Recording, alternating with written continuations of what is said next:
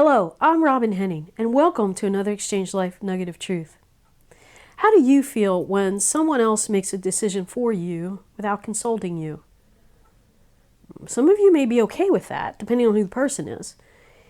But others of you, like me, are absolutely going to hate that you were robbed of your choice. You feel like your will has been violated, and that's not cool.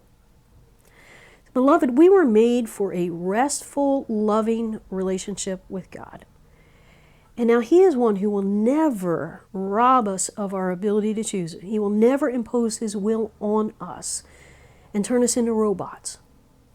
Instead, He seeks to woo us into a resting relationship with Him that allows us to align with His will and to choose His will simply because we know it is the very best choice for us.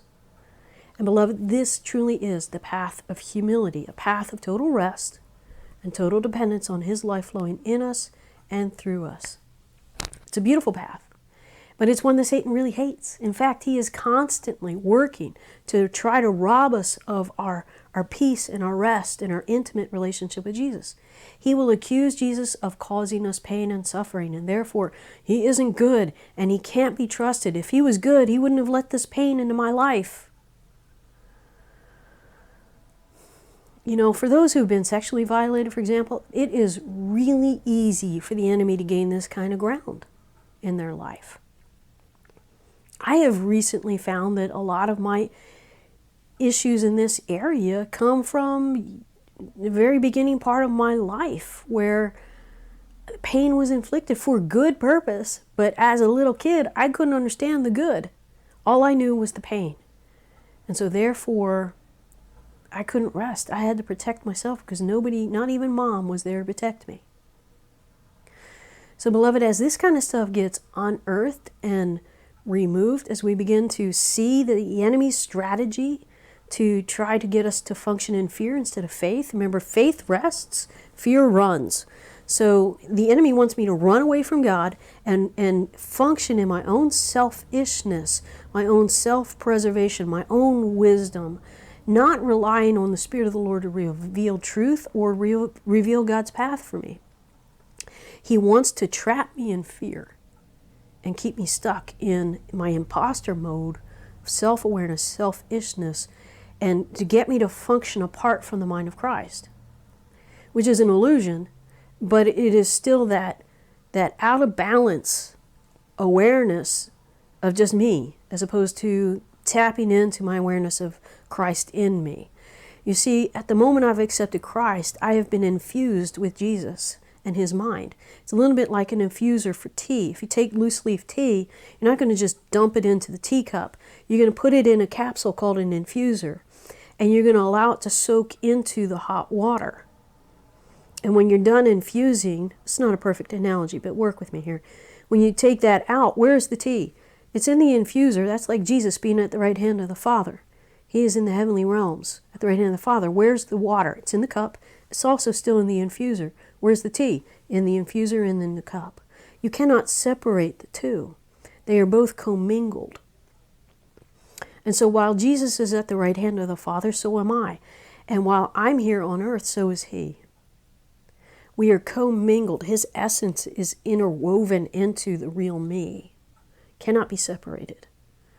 So as I learn to engage and function from the real me and my commingledness with Christ, the Spirit of the Lord is going to reveal God's plan and path in the big and small choices.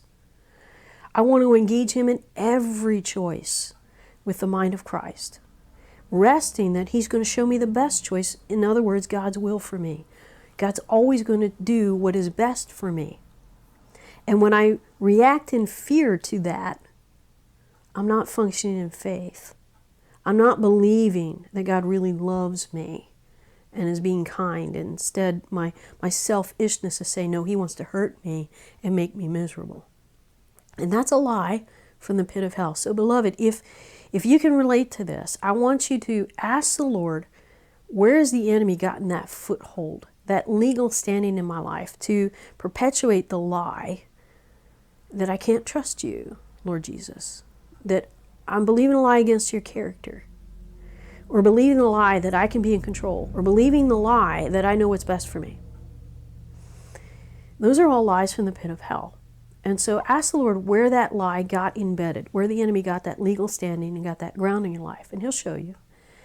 And then you're going to work through it. You're going to confess and renounce and reclaim. You're going to confess that you believe a lie. You're going to forgive whoever taught it to you.